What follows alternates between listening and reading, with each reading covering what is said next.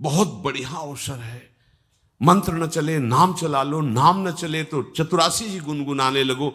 बिल्कुल अवसर मत दो, जैसे दुश्मन नीचे गिर पड़ा है आप ऊपर चढ़े हो, अब उसको ऊपर आने का अवसर मत दो।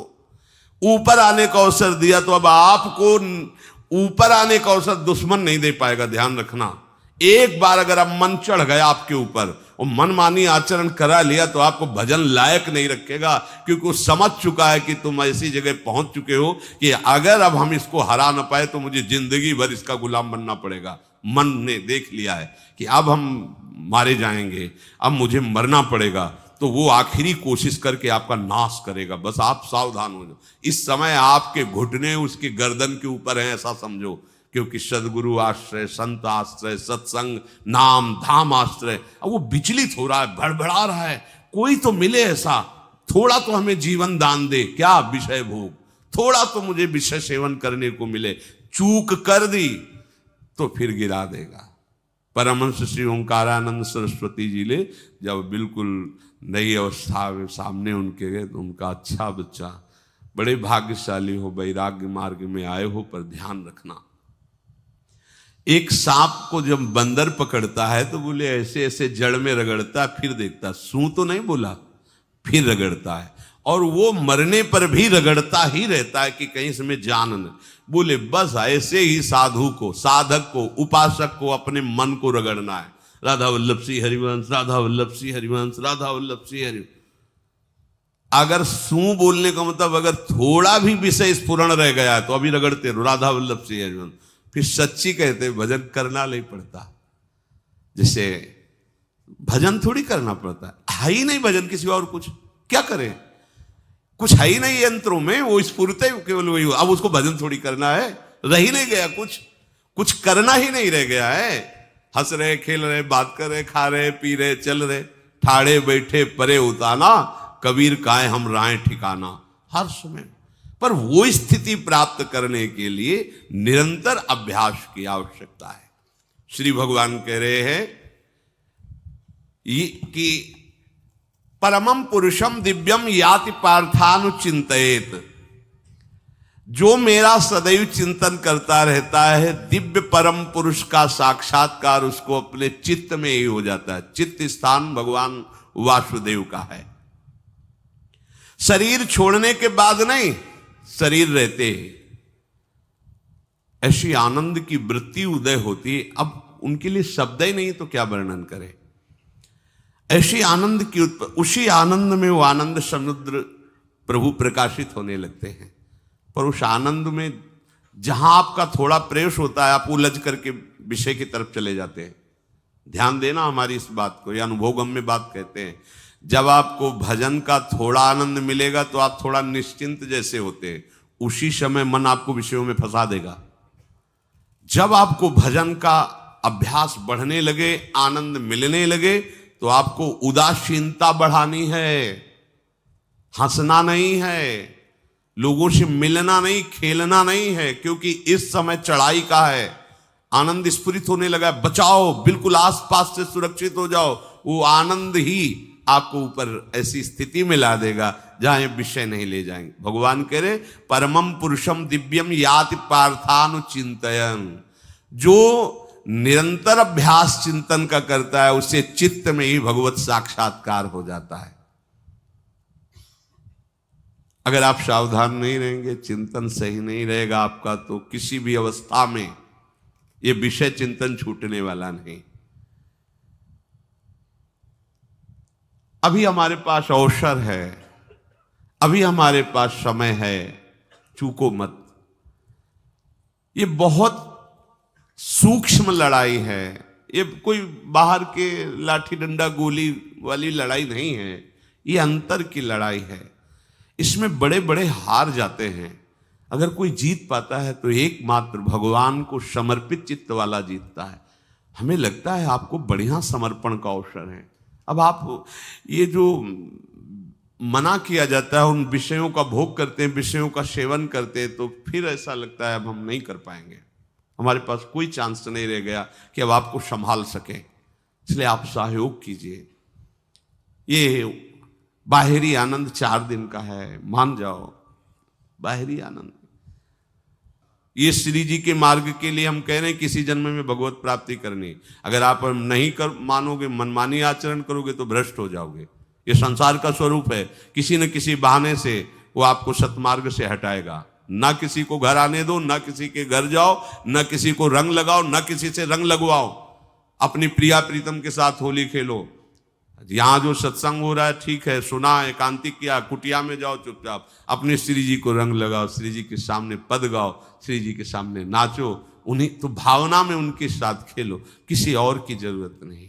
कोई अब दूसरा हमें छुए, दूसरा कोई हमारा अपना बने, अब हमें जरूरत नहीं है। देखो हमारी भाषा समझ में आ रही हो तो समझ लेना, नहीं बाद में पछताओगे।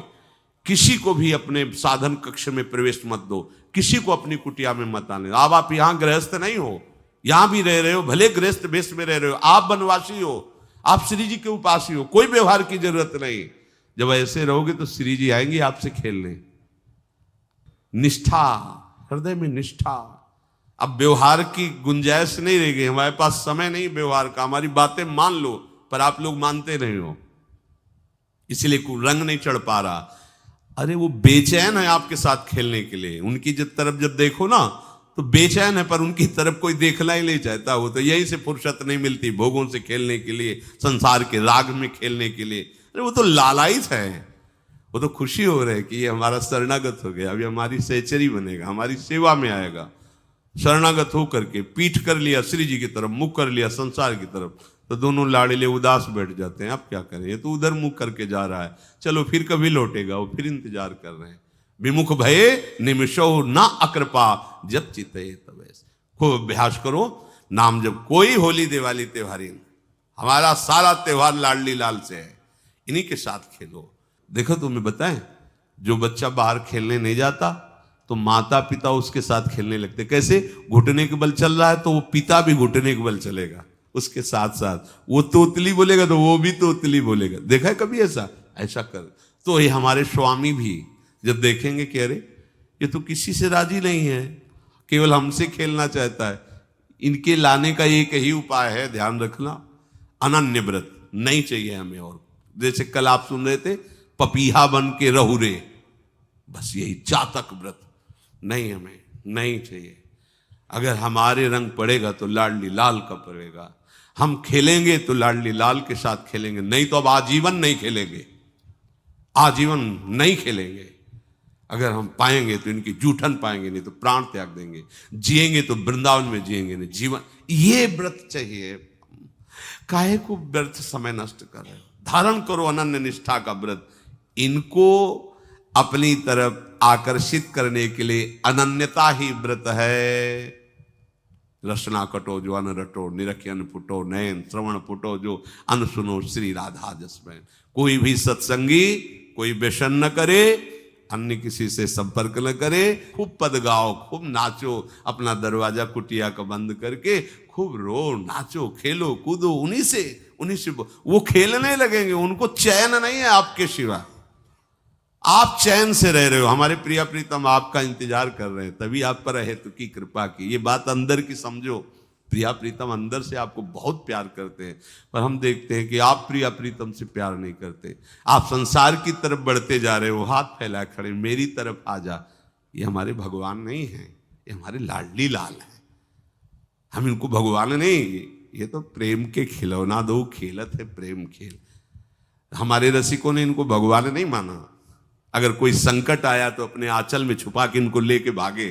ये नहीं सोचा कि अखिल लोक ब्रह्मांडों का ईश्वर, इसको छुपा के भागने की क्या जरूरत है। चाहे बिहारी जी को, चाहे राधा वल्लभ लाल को, जब कभी कोई ऐसा भय आया है तो ऐसा नहीं सोचा कि भगवान रक्षा करेंगे, नहीं, इनकी रक्षा हमें करनी है। इनको छुपा करके, कभी कामवन में राधा वल्लभ लाल को, कभी बिहार वन में से बिहारी जी महाराज, छुपा छुपा के अपने अपने ठाकुरों। तो हमारे ये लाडले हैं, प्यारे हैं, इन्हीं के साथ खेलना है, इन्हीं में रहना है, अब इन्हीं के पास रहना है, इन्हीं में रहना है।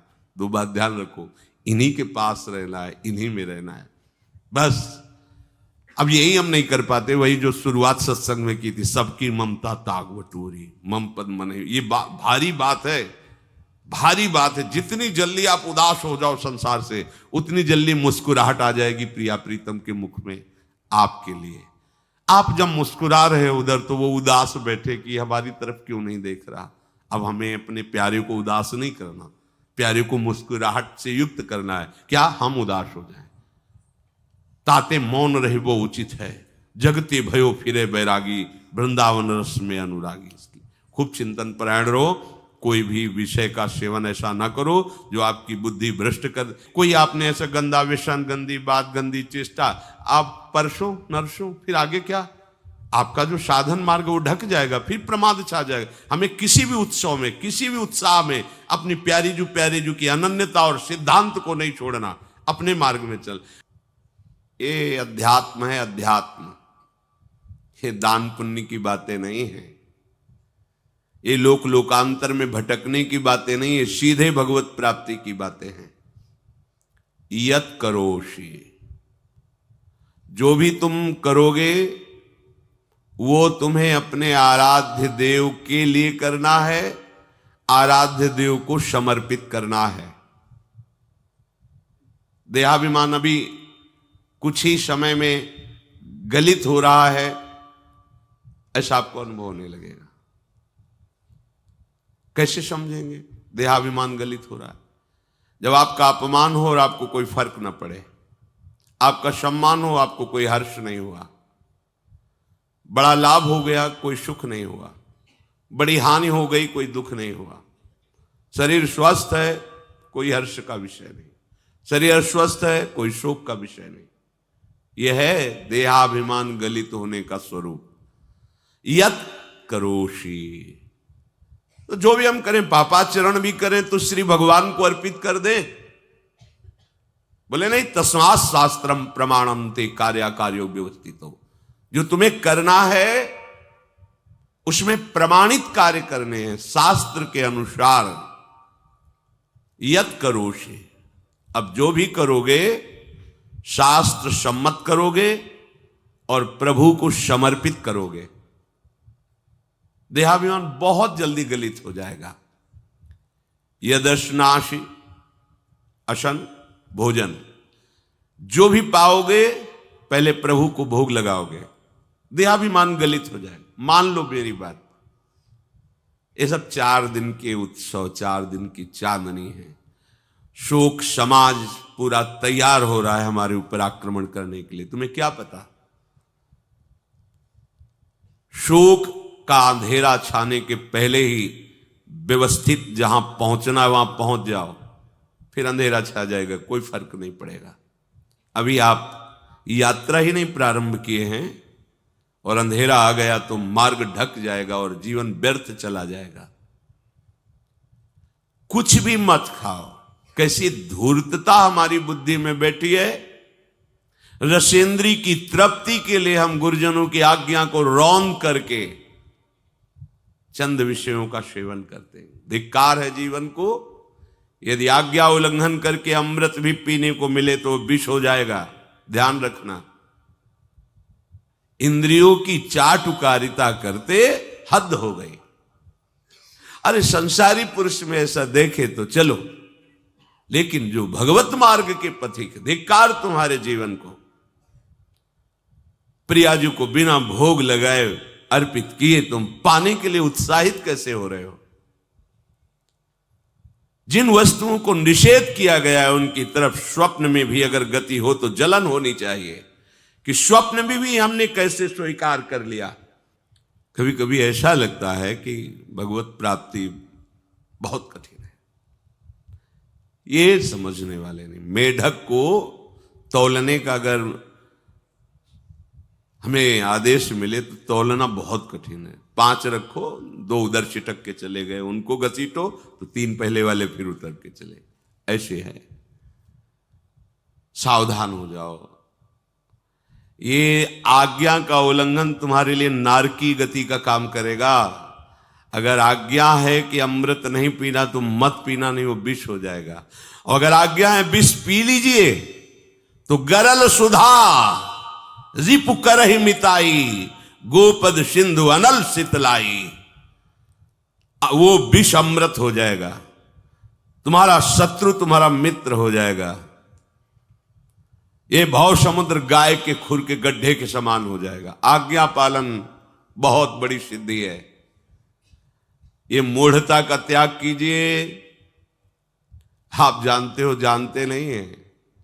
नहीं, तुम नहीं जानते हो, तुम्हें वो जान रहे हैं। अगर तुम अपना आनंद चाहते हो, सुख चाहते हो, तो आज्ञा पालन करो। इसी से देहाभिमान गलित होगा। तुम्हारी एक एक वृत्ति उस सर्वात्मा प्रभु बैठे देख रहा है, और उन्हीं के रिझाने के लिए तो तुम्हें मानव देह मिली, भगवत मार्ग मिला। ये ध्यान रखो, एक बार भी बिना भोग अर्पित किए हुए जो पाओगे वही तुम्हारी बुद्धि भ्रष्ट कर देगा। देख लो आंख खोल के कैसे बुद्धि भ्रष्ट होती है। वो अपने आराध्य देव इष्ट देव की ही निंदा करने लगता है, आराध्य देव इष्ट देव के विपरीत चलने लगता है। ये बुद्धि गिरी मतलब सर्वनाश। जो शास्त्र में कहा गया है, कामः संजायते क्रोधा क्रोधा स्मृति विभ्रमा स्मृति भ्रंशात् बुद्धिनाशो, बुद्धिनाश को ही कहा गया प्रणश्यति, नष्ट हो गया, वो किसी काम का नहीं।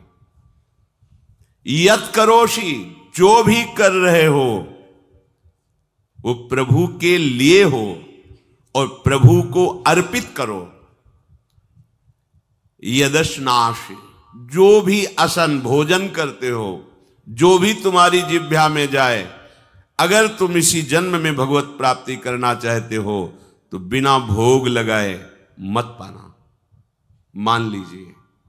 फिर कह रहे यज्जुहोषि, जो भी तुम, हवन का तात्पर्य होता है भागवतिक कार्य करते हो, वो प्रभु को अर्पित कर दो, बड़ा सुख मिलेगा। जो तुम ददाशी, किसी को भी कुछ भी देते हो, प्रभु को दे दीजिए।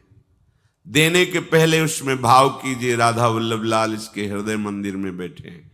अब भोजन जल वस्त्र जो भी आपको उसको दिया तो उस व्यक्ति को नहीं दिया, सीधे ठाकुर जी को दिया, राधा वल्लभ लाल को दिया। यत तपस्यासी, जो भी तुम तपस्या कर रहे हो, काम वेग को सह रहे हो, क्रोध को सह रहे हो, गर्मी सर्दी सह रहे हो, अनुकूलता प्रतिकूलता सह रहे हो, ये भी प्रभु को अर्पित कर दो। भगवान आदेश कह रहे हैं तत्कुरुष्व मदर्पणम, ये सब मेरे को अर्पित करने का मतलब मेरी पूर्ति नहीं हो जाएगी, तेरी पूर्ति हो जाएगी। भला ये सब नदियां समुद्र में गिरना बंद कर दें तो समुद्र घट जाएगा क्या? यद्यप समुद्र प्राकृतिक है, चिदानंद नहीं, भगवान तो चिदानंद समुद्र है। कोई भी नदी चाहे बाढ़ युक्त जाके गिरे या गिरना बंद कर, समुद्र में कोई फर्क नहीं पड़ता। इसीलिए सेवक जी ने कहा है, मांगो मन मनुष्य दासी अपनी कर, पूर्ण काम सदा हृदयम। हे पूर्ण काम प्रभु, यद्यपि आपको मेरी जरूरत नहीं है, पर मैं अपने लिए मांग रहा हूं कि अपनी दासी बना लीजिए। मद भक्तो मईश्वरे सर्वज्ञे परम गुरु वासुदेवे समर्पित सर्वात्म भावः, यत् पश्यति शृणोति स्पृशति वा सर्वमेव भगवान वासुदेवः, इत्येवं गृहाविष्ट बुद्धिर मद भक्तः सन एतत् यथोक्तम सम्यक दर्शनम विज्ञाय मद भावाय मम भावो मद भावः परमात्म भावस्तस्मै परमात्म भावो योपपद्यते युज्यते घटते मोक्षम गच्छति। वेद कहता है, भगवान की वाणी, मद भक्तो, जो मेरा भक्त हो गया है। अभी हम देह भक्त हैं, भोगों के भक्त हैं, विषयों के भक्त हैं, काम क्रोध लोभ मोह जब जो चाहता है हमें परास्त कर देता है। लेकिन जो मद भक्त हो गया उसको नहीं। बाहरी वेश परिवर्तन से मद भक्तो नहीं होता। कभी कभी हंसी आती है कि अमृत कुंड को छोड़ करके मल कुंड का स्वाद लेने के लिए कितना लालायित है जीव। कैसी मंद बुद्धि, मतलब एकदम लगता है कि वाह प्रभु आपकी है विचित्र माया है। ये इधर कूदे तो अमृत कुंड है, इधर कूद रहा है मल कुंड है। वो जानबूझ करके अमृत को त्याग करके मलकुंड में जा रहा है। जहां हमारी प्यारी जी और प्यारे जी की ऐसी सुख वृत्ति है, वेणु कानन कुणित श्रवण सुंदर सुनत मुक्ति सम सकल सुख पाए पग पेलिरी। मोक्ष सुख को भी लात मार करके जिस सुख में बढ़ा है, कैसा कैसा तुम्हारा आश्रय है। हमारे युगल सरकार का ऐसा सुख है कि मोक्ष सुख थूक देने योग्य हो जाता है, और आप युगल सरकार को एक तुच्छ विषय के लिए छोड़ देते। कैसे भक्त हो तुम, कैसे हो तुम? खुद प्रश्न करके देखो। कभी तुम्हें अपने ऊपर धिक्कार नहीं आता? अपने को बहुत चतुर समझते हो, अपने को बहुत प्रवीण समझते हो कि कोई नहीं जानता हम क्या खाते हैं, कोई नहीं जानता हम कहां जाते हैं, कोई नहीं जानता हम कैसे खिलाड़ी हैं कि खेल रहे। अरे पागल, तू कैसा खेल रहा है। ये जगन नाटक वैभवा, वो बैठे हुए डायरेक्टर सब कुछ देख रहा है और तुम्हारी कहानी लिख रहा है। बहुत होश में हो जाओ, हर समय तुम दृष्टि में हो, ऐसा मत समझो। मद भक्तो मईश्वरे सर्वज्ञ, समझ मैं सर्वज्ञ हूं, मैं सब कुछ देख रहा हूं। परम गुरु, मैं गुरुओं का भी गुरु, परम गुरु हूं। भगवान बोल रहे वो है, वही परम गुरु है, क्योंकि गुरु शब्द ही उन्हीं के आगे है, दूसरा कोई नहीं, कोई है ही नहीं दूसरा, दूसरो न कोई, वही परम गुरु है, क्योंकि उनके सिवा कोई है नहीं, वही है परम गुरु। बड़े करुणा में है। अगर ये सोचा जाए कि भगवान की वाणी और गुरु की वाणी अलग है तो भ्रम है आपको। भगवान की वाणी गूंज रही है, पकड़ो। आपको लगेगा बातें कर रहे हो, कहां गूंज रही है? अभी ट्रांजिस्टर लाइए, लखनऊ लगाइए, अभी बोलने लगेगा। तो वाणी गूंज रही ना लखनऊ की। कानपुर लगाइए, कानपुर बोल लेगा, क्योंकि उसमें पावर है उस वाणी को घसीटने का। एक यंत्र जैसा तुम्हारे अंदर तो पावर नहीं है, तुम अपने को बहुत पावरशील समझते हो। एक इतना बड़ा ट्रांजिस्टर लाइए, उसे आप अभी लगाइए बंबई, वो अगर स्टेशन आ रहा पकड़ में तो बोलने लगेगा कि बंबई की आकाशवाणी से बोल रहा हूं। आकाशवाणी पकड़ रहा है वो। तुम्हारे अंदर कितनी सामर्थ्य है। तुम गुरुवाणी सामने से नहीं पकड़ पा रहे हो, आकाशवाणी क्या पकड़ोगे? बहुत ज्ञानी, बहुत विज्ञानी, वो एक यंत्र पकड़ रहा है लोक के स्टेशनों को। अगर तुम मंत्र पकड़ लो तो तुम भगवान की वाणी ऐसे सुनोगे, ऐसे देखोगे, कहीं दूर थोड़ी है, सामने नृत्य करते रहते हैं। नेत्र खुले थोड़ा, पावर आप में है, जो मंत्र मिला है। वो यंत्र पकड़ता है स्टेशन, पावर तुम्हारा सीधे पावर हाउस को पकड़ेगा। अखिल ब्रह्मांडों का पावर वासुदेवा समर्पित सर्वात्म भावः। तो यत् पश्यति यत् शृणोति स्पृशति, वो भगवान का स्पर्श करेगा, भगवान की वाणी सुनेगा, भगवान को ही देखेगा। कौन? जो मद भक्ता है। तो आप लोग बड़े कृपा पात्र हैं, भगवत मार्ग के पथिक बन गए। कहां फंसे हो यार, कहां? बड़ी हंसी आती है। साधक अपने छोटे से दोष को पहाड़ की तरह देखकर व्याकुल हो जाता है और गुरु और भगवान से पुकारता है, नाथ देखो मैं ऐसा, मुझे बचा लो। प्रभु अभी तक समर्पण नहीं हो पाया, उसे अपने में फुर्सत नहीं। जो मेरा हो जाता है वो निरंतर मेरा चिंतन करता है, इसलिए मैं उसको सुनाई देता हूं। तुम किसका चिंतन कर रहे हो? संसार का। तो क्या सुनाई दे रहा है? संसार। तुम किसको देखना चाहते हो? संसार को। तो क्या दिखाई दे रहा है? स्त्री पुरुष दोष गुण। भगवान कह रहे मद भक्तो, जो मेरा भक्त है वो यत् पश्यति शृणोति स्पृशति। प्रभु स्पर्श में आते, केवल देखने में ही नहीं आते। क्या भगवान को ध्यान में देख लिया? ऐसा नहीं। जैसे आप गले लगते